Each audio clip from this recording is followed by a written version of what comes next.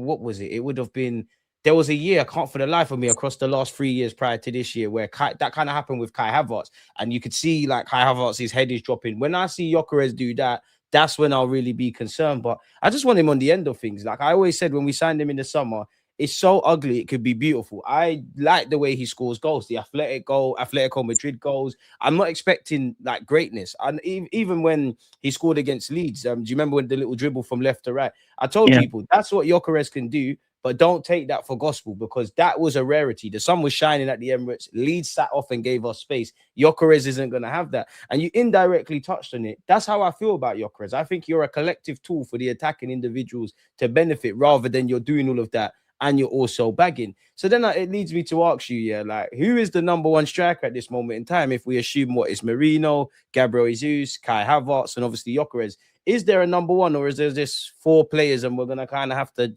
just box cleverly across the season? Well, for me, the number one striker should be Gyökeres. He's the one we bought. But I think, in answer to your question, I think Mikel will use all 3. I think it'll be a combination of Gyökeres, Havertz, and Jesus. I think Jesus, coming back from an injury, obviously is not going to probably start many games at the moment, and obviously they're waiting for Havertz to come back. I just think Gyökeres needs to run in the team now, and we need to, and we needs to.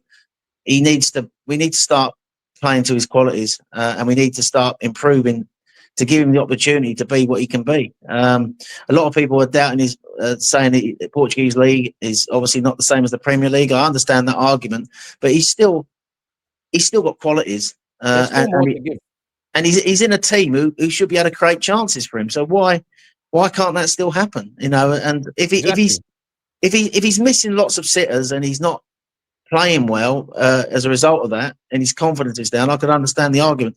But all the time he's not getting the opportunity, I think then I just can't see how people can judge him in the way that they're judging him. But in answer to your question, I do think that him and Havertz will be rotated a bit as the season comes on. I see you made a brilliant point earlier, DJ. I can see Havertz and Gyökeres working well together in a 2. With Havertz behind Gyökeres, working close to Gyökeres, and then crashing the box. I can see that working. I think that would be a great combination.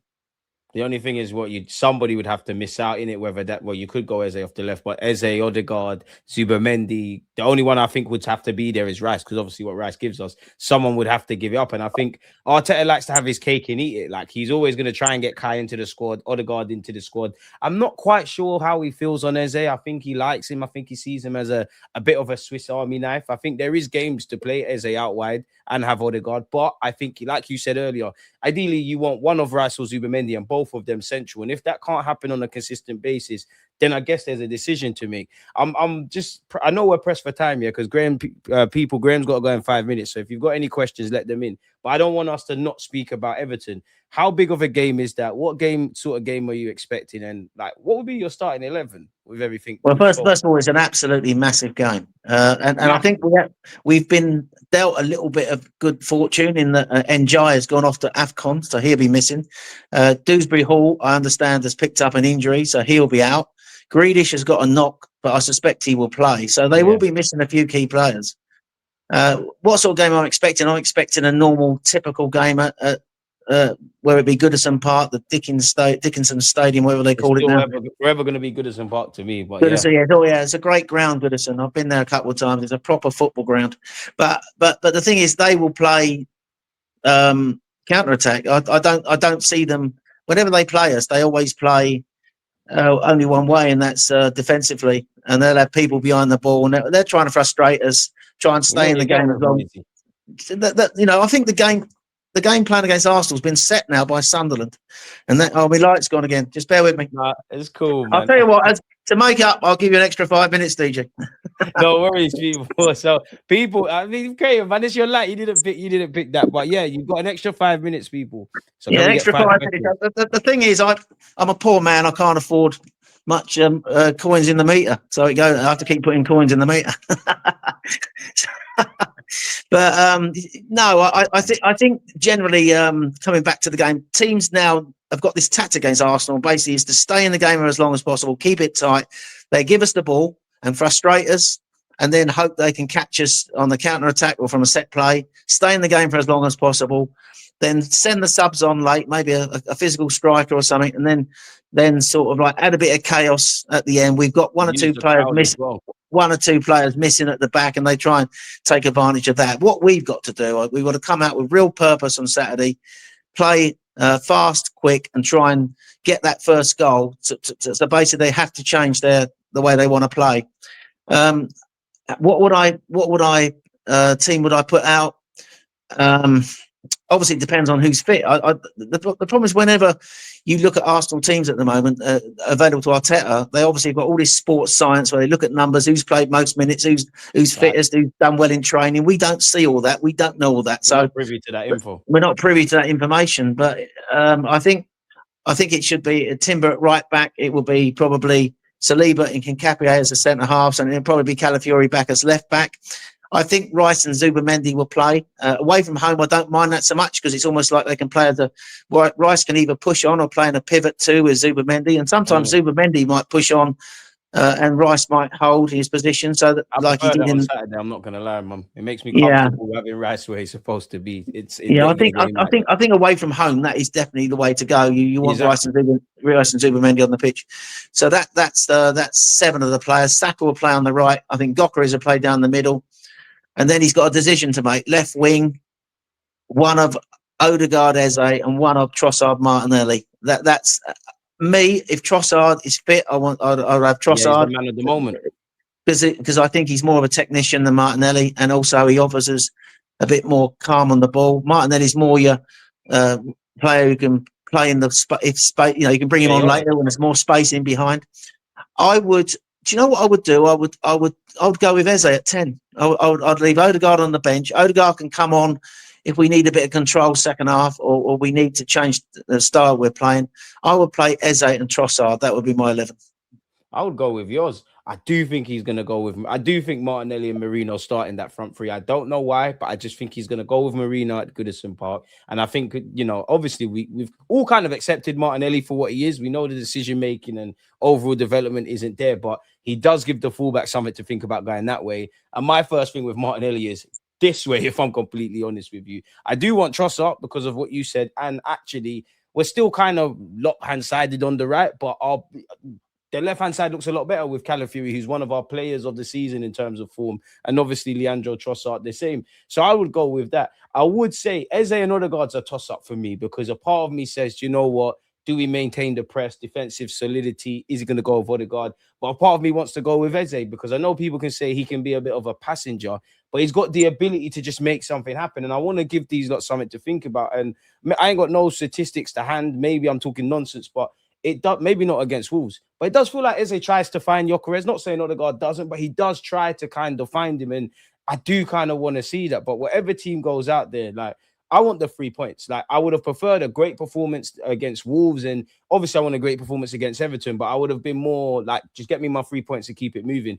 I think Arsenal fans are impatient in that we need a convincing display and we need the 3 points. But that Goodison Park game is massive. When you throw in what you said earlier about Manchester City, I don't want to forget any questions yet, but there was a question here.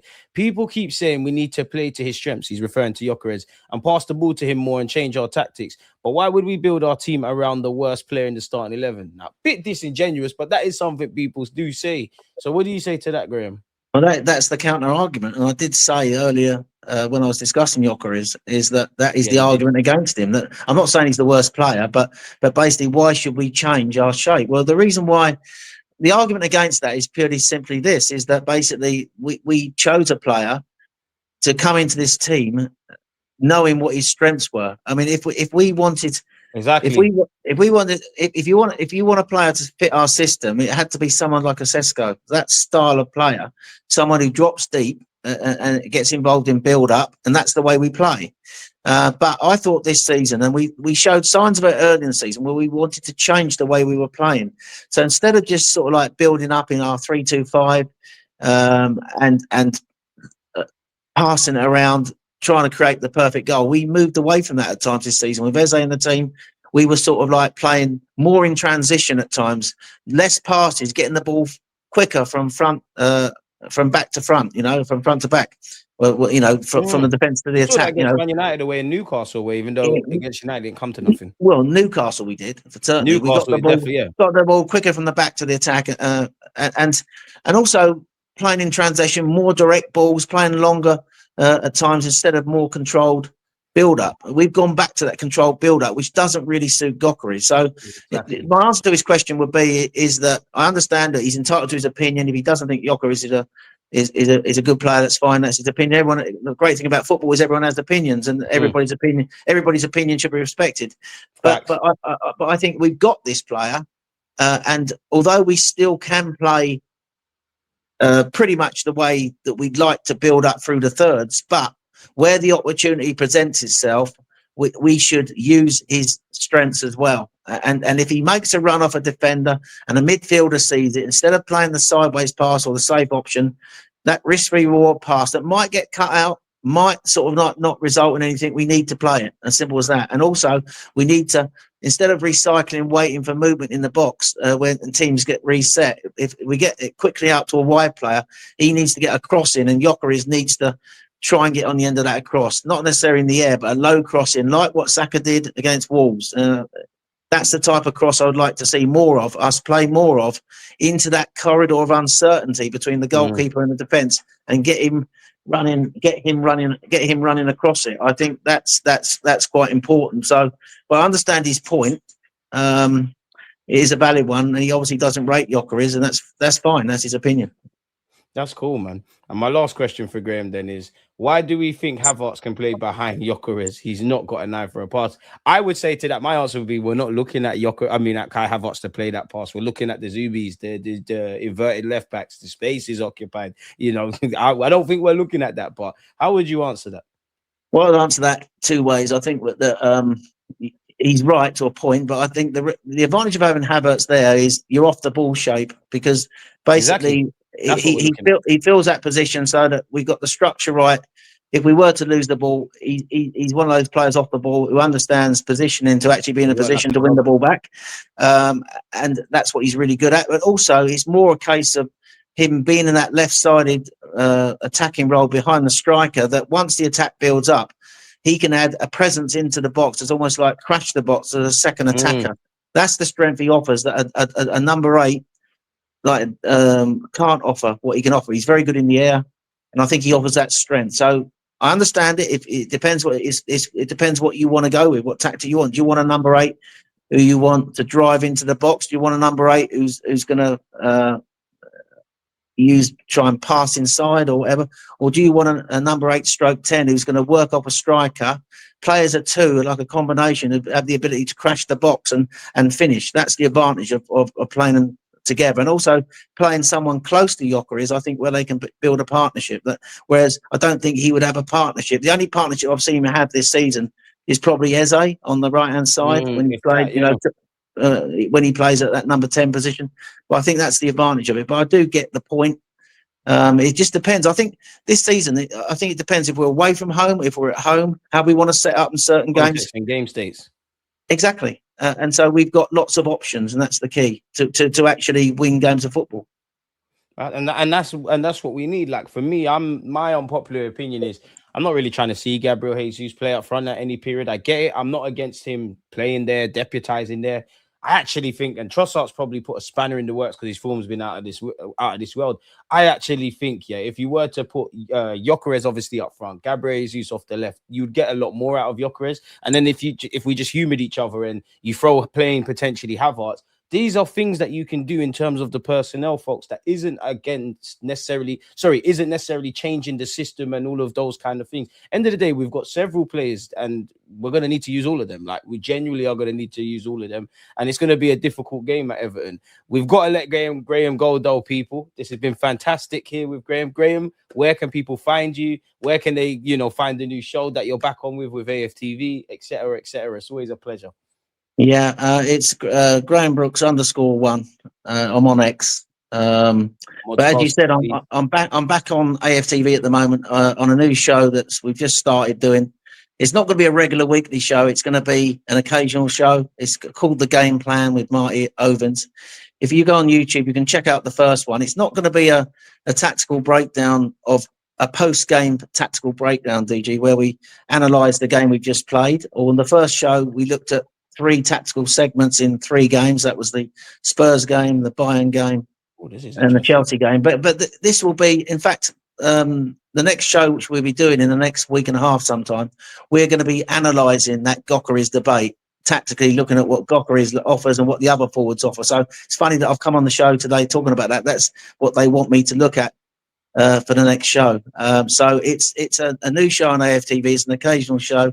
The first one's on there now for you to check out. I've just got 2 things to say before I go. Go ahead. I always like to have a little dig at Spurs. So go ahead, man. It's lovely. Yeah. What So my Spurs stat of the day is I've got a Spurs mate of mine who's obviously a massive fan. He's got a season ticket. He pays $2,300 for his season ticket. So in 2025, he's seen 5 home wins. I worked out he's paying £460 a home win at the moment. So I thought that was from the Frank as well. I thought that was a pretty good stat. Whatever you think. You asked me a question at the start. Where are you with Arsenal now? You can always look at Tottenham to think it'd be far worse. Put things into perspective, yeah. And finally, before I go, I just want to big yourself up because I notice you're getting a lot of different platforms now. You're on Talk Sport. I think you're brilliant. You're brilliant on that. And I think that everything you do, you talk football so well. I do enjoy watching you on Talk Sport, and so so big yourself up. I think you're doing great things, and always enjoy coming on your platform. So it's been great today. And I wish you all the best. I wish everybody a happy Christmas. And let's hope that Arsenal can make it a perfect Christmas for us. Yeah. Like you said, man, happy Christmas and happy New Year's to everyone. Obviously, big up the gentleman. That's Graham. Hopefully, we can get 3 points and not only have a great Christmas, but end the year and then obviously fast forward into May 2026. Graham, it's always a pleasure, man. You're a really interesting man in terms of your footballing points of view, how you articulate yourself. An absolute gentleman and a sweet guy to have here. So, Unks, appreciate you. Before I let you go, I know you said the AFTV videos are not coming out weekly, but when they do come out, is there a certain day and time just to keep people in the loop? At the moment, the recording is all over the place, so I can't really give everybody an answer on that. I think we're going to record one in the next week sometime, but we haven't got a date nailed down yet. I think if people could just keep looking on the AFTV, either on socials, man. You definitely going to put it'll be on socials. I put some. The thing is, when on my socials, on the last show, I put a thing on there where I was breaking down the way we played round Tottenham's back 5. I put that on there, so you can always find it on my X account. The other thing really is just to look on the AFTV YouTube channel, or check it out on Instagram or on their post on there. But at the moment, it's not a regular show. The one I did with James Bayliss was a weekly show. That was sick. This is only going to be. This is just going to be a. This is just going to be every few weeks. It's basically not a post-match tactical breakdown. It's just it's basically looking at tactical points about Arsenal, which can be anything. It can be from looking at a set of games. We're even talking about. He wants me to break down games from the past. So basically, for example, the 88-89 winner when we won at Anfield in the last minute. I'm only 30. I need this. So they're calling it games from the vault, where we look back and we tactically break down, say, 1 or 2 great games from Arsenal's past. Then there's going to be tactical things, looking at, say, partnerships in the team. The front line is the next topic they're going to be doing. So that one's going to be coming out, I think, before Christmas. And that will be on Gyokeres. Gyokeres is part of that. So if everybody who's interested in Gyokeres, whether you like Gyokeres or don't like Gyokeres, I would look out for that and see whether you agree with what we come out with on that. But just one thing, I think tactically, of all the guys I know, you are up there, I would say, in the top 2 of the tactical knowledge, and it's something that and I've said this to you before, but I never know. I'm not in control of AFTV, and they decide what they do.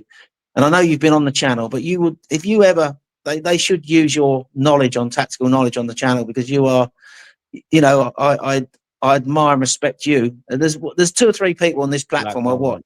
We mentioned Clive Palmer; he's the best.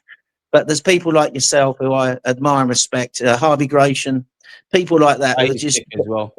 yeah, they are so good at what they do.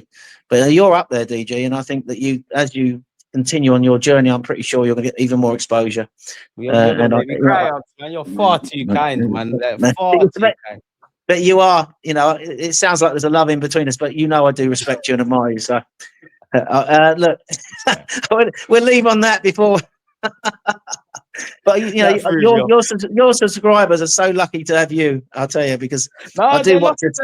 I'm lucky to have them, because without them, there's no platform, there's no exposure, there's no actually, being on AFTV once upon a time with you. There's no there'd be no me and you could easily just be talking on WhatsApp. Like they wouldn't. I care about what you want to say, or vice versa. But like they care what we got to say. So it's always a pleasure, man. But it's great that I noticed you always get the good people on your platform. You had Clive on the other week. Yeah. You got Harry Simmer. I used to work with Harry Simmer and Sam Old Arsenal. You got your people like your Dan Pottses. You get all the good people coming to your channel, and that's a good reason, because people want to talk and listen to you talk about football and talk football with you. So big yourself up and keep doing what you're doing, and hopefully we'll do it again in a few weeks. 100%, man. I'm always texting you, so we'll make it happen. So yeah, people, follow Graham on his socials. When his stuff's out, his stuff's out. The stuff that is out, head over to AFTV and check that out. Graham, let me let you get on with your evening, man, or afternoon, better yet. Now, let me let you. Well, I'm glad we're getting off now, because I've got to put some more coins in the meter, DJ. So. Oh, it's a good thing. Let's go. Man. I'll have to do it somewhere different next time, mate. All right. In a bit, okay. Take care, mate. All the best. Take care. All the best.